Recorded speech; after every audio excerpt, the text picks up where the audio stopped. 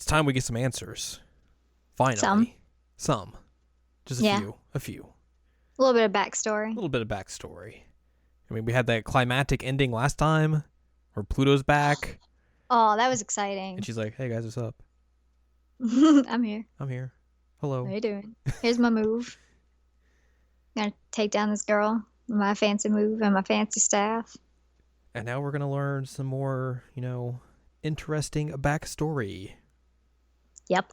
From the Outer Guardians. Here on Jared and Now with Salem and Crystal. Hello, I'm Jared. That's Anne Ladyem.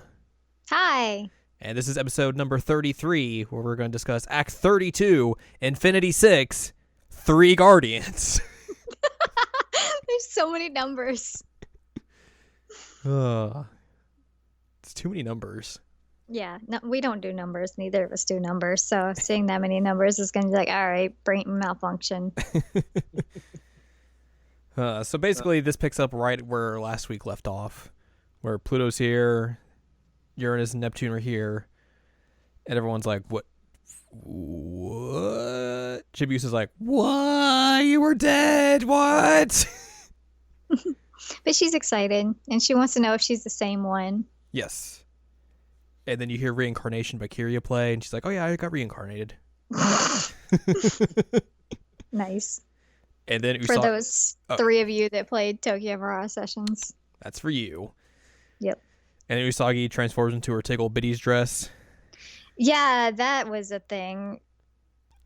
It was weird. I mean, it's just like... Well, she's got to make her Princess Serenity look. For some reason. I don't know, I guess.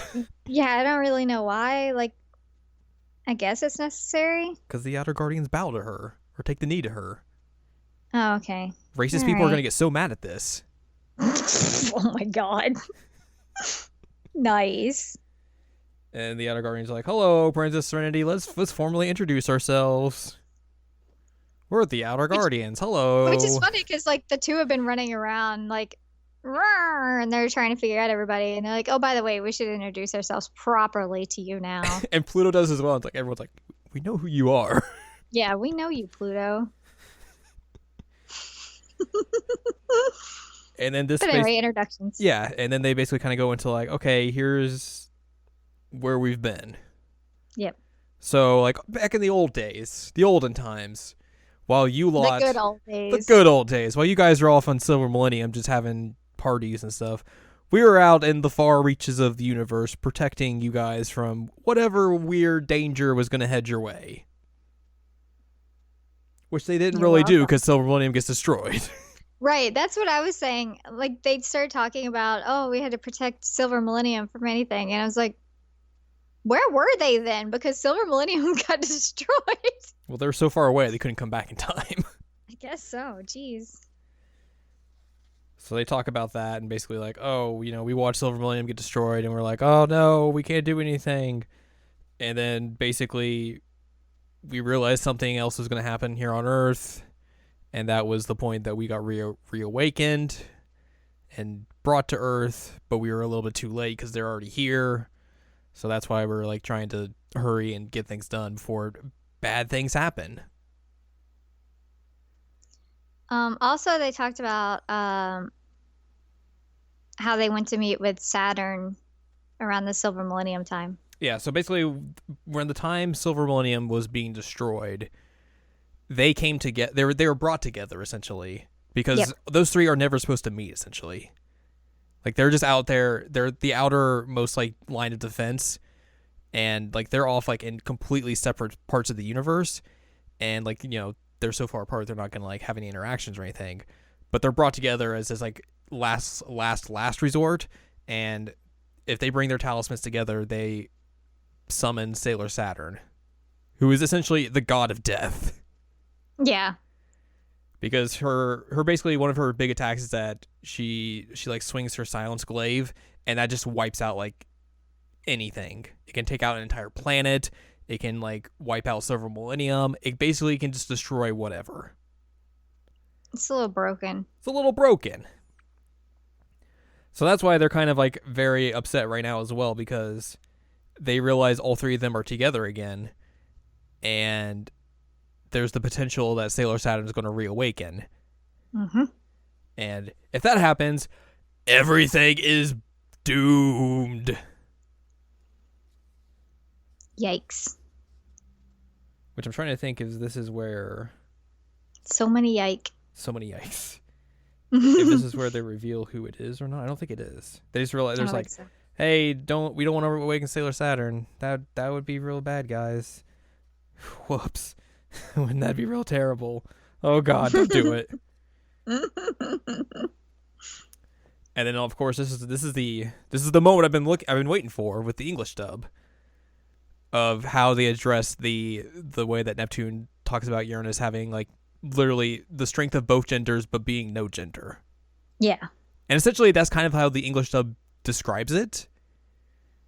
I can't remember the exact wording for it because we watched it once, but it seemed like pretty in line with how the manga does it. With like the manga is like Uranus is both male and female. She's the guardian, possesses the strengths of both genders, which I think this one That's essentially how I did it. But also I think it kind of add the caveat of like, well, she's neither male or female, but she has the strength of both male and female. Yeah. In the English dub, which I'm way A-okay with that because I was like, because I was kind of worried of like how they might try and change that because I know the Japanese dub, or at least the way they translated it for when I first watched it, it wasn't great. Like they changed the wording of it a little bit, and that could just be due to like translation and stuff like that. But it left it a little bit more like ambivalent or ambiguous than it being just like kind of straightforward. Yeah, I remember you were worried about how they were going to translate it here. So I'm real happy that like they pretty much keep it in line with the manga and kind of add their own little twist to it, but also just giving you the same idea of like what that moment is trying to convey. Which I was texting you around that time. I was like, do they ever show Haruka like dressed as a dude like anymore? Because from like the initial part, she was dressed as a guy sometimes, and then she was dressed as a woman sometimes, and then from then on, she's mostly been dressing as a woman. Mm-hmm. And so I was asking, like, does she ever like go back? And then I was saying, it'd be cool if she was just like, whatever, like I'm gonna dress like this today, and then her Sailor Guardian outfit like went with it, so she'd have like pants with a giant bow. Like that'd be great. You brought that idea up, and I'm like, it doesn't happen. No, like I wish that thing happened because I went back and looked through like the rest of the series of like when they show up. The only time like she kind of dresses like ambiguous is when they show back up in the latter part of Arc 4, and she's wearing like a button down shirt. In Arc 5, she basically they change her to the female uniform of the high school uniform, so she's not wearing like the dude's uniform anymore.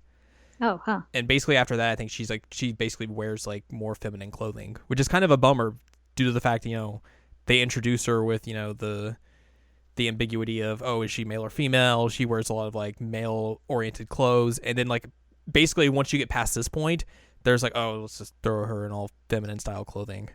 Yeah, it's problematic because I feel like it's more of a like, hey, let's make Usagi have kind of a crisis, as opposed to like actually letting her as a character exist as like she was meant to be. Mm-hmm.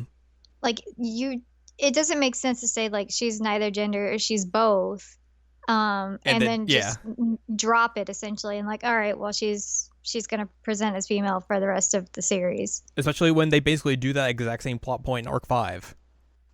Oh. Weird. Yeah.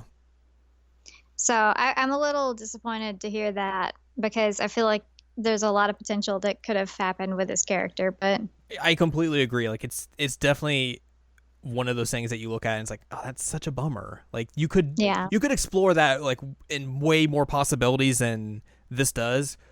I wonder though that, 90s. Exactly. Like, 92 to 95, 96 when this was running, like this is very progressive for that time period.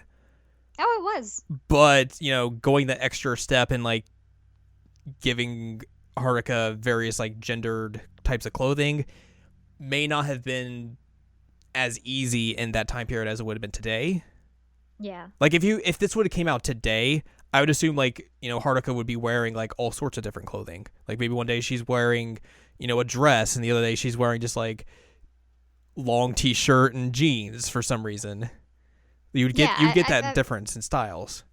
I feel like there would be a variety now if this character was made today, whereas you lack that a lot here. And like I said, it's disappointing to me because in my brain, once I heard this, I'm like, oh, cool, there's gonna be like a switch back and forth. And then I asked you about it, and you're like, no, not really. I'm like, oh, It's something like they could have done in this, yeah, but they don't really do because like the last like outfit you see her wear, like that's like a civilian outfit, is that weird like leather top and skirt that is yeah, not even present in the manga, and like that's pretty much it as far as like her having like actual clothing. I think in the rest of the series.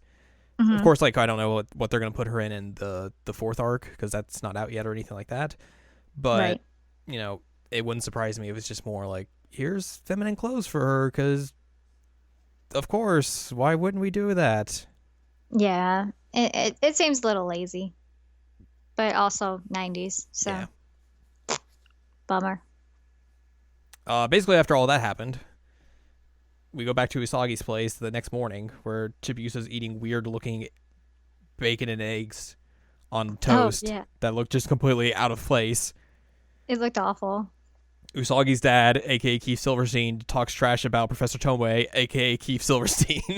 Oh, that was so good. I mean, he was just like talking shit about himself. It was awesome. I just laughed for like 2 minutes straight after that because it was so funny. Well, and I got a text message from you about it, and it was like, "Yup, that was great." It was like one of the best moments of this episode was him just talking crap about himself. And this is where we kind of get like a brief hint of the backstory of Professor Tomoe and Hotaru of like, Yep. oh, well, they got into this like weird accident a few years back.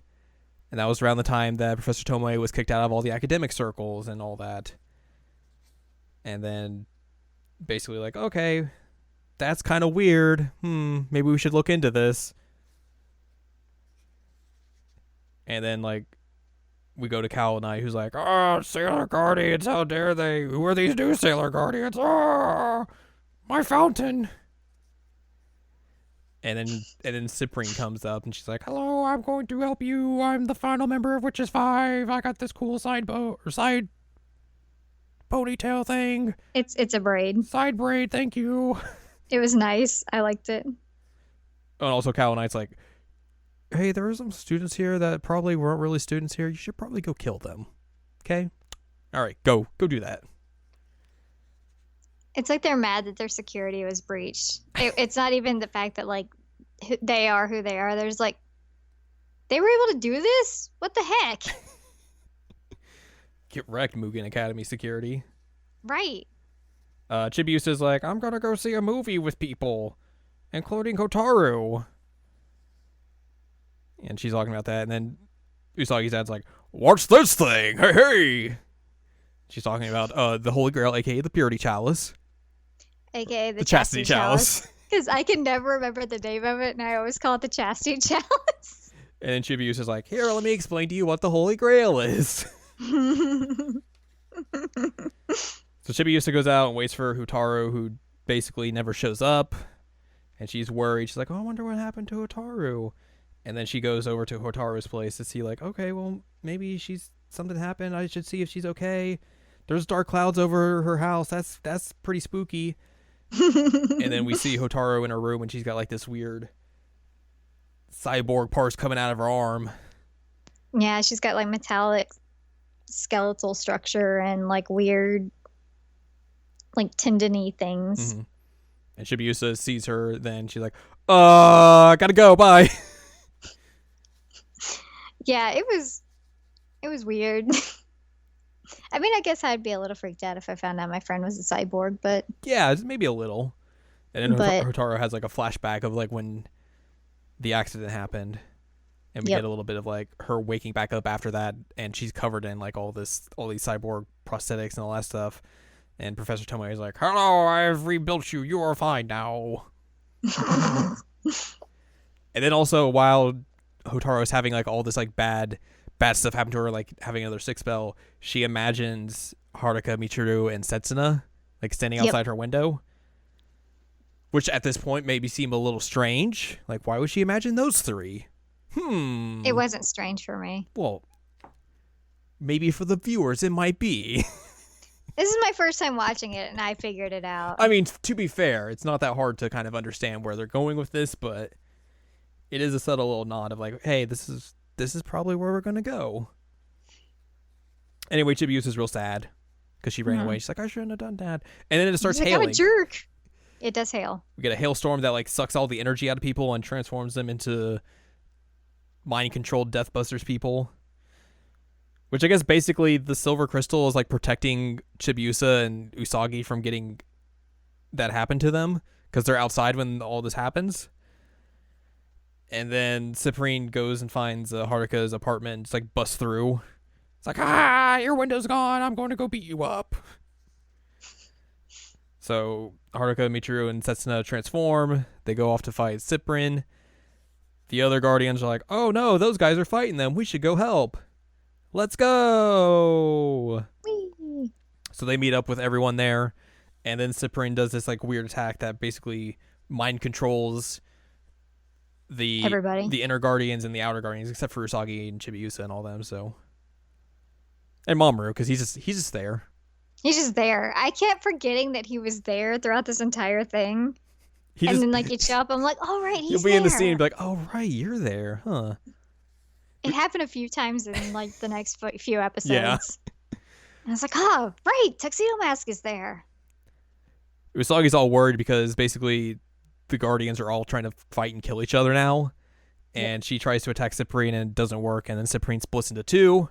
So you get Cyprien and Pitolo. We'll go with that.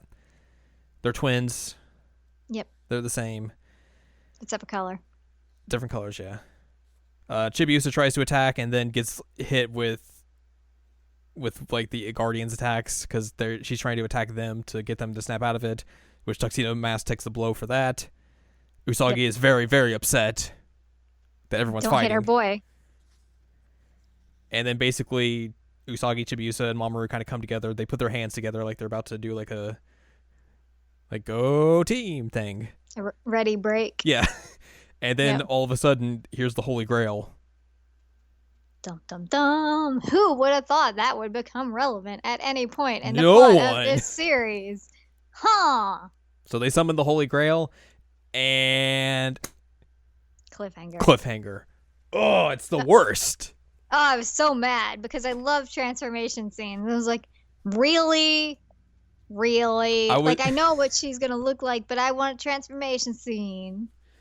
I told you this, but like I remember watching this the first time, and like when they got to that, and then they cut it off and put it for the next episode, I was so mad.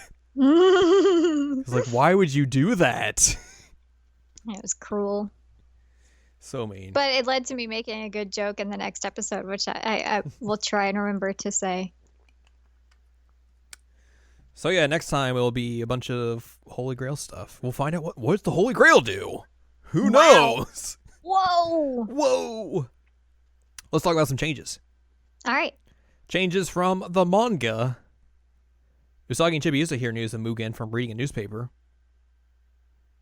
Newspaper's still relevant. Professor Tomoe chastises Kaolinite after she broke one of his beakers. Kaolinite meets with Cyprien in person at the lab. It is not shown that the silver crystal caused Usagi and Chibiusa to resist Cyprien's mind control. The Senshi's attacks are not displayed when they attack one another, and the deep aqua mirror does not display the ability to create a barrier. And then changes from the original anime. The Holy Grail is summoned by the three talismans coming together. The talismans had nothing to do with the spirit of Sailor Saturn. Usagi did not become Princess Serenity except in the vision when she had received the Cosmic Heart Compact and the Spiral Heart Moonrod.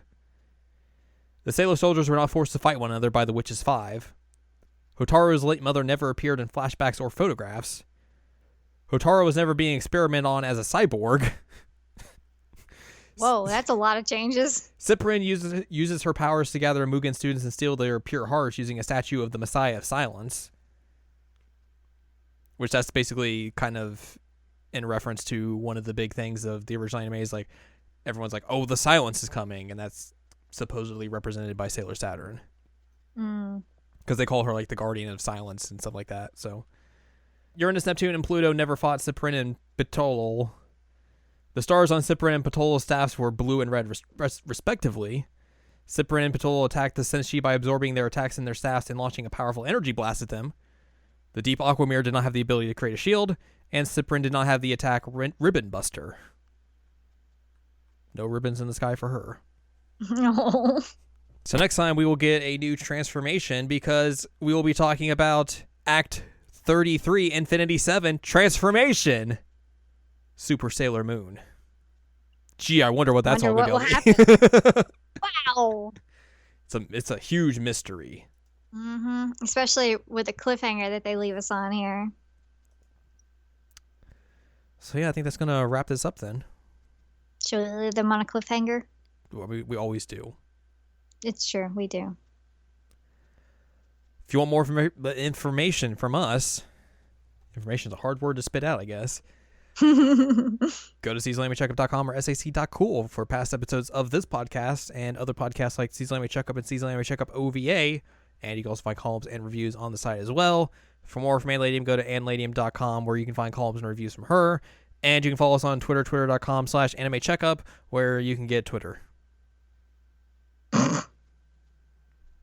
So join us next week when we get a new transformation. Act 33. The 33rd act. The 34th episode. Sailor Moon goes super. She gets the 16-bit enhancements. And the super scope.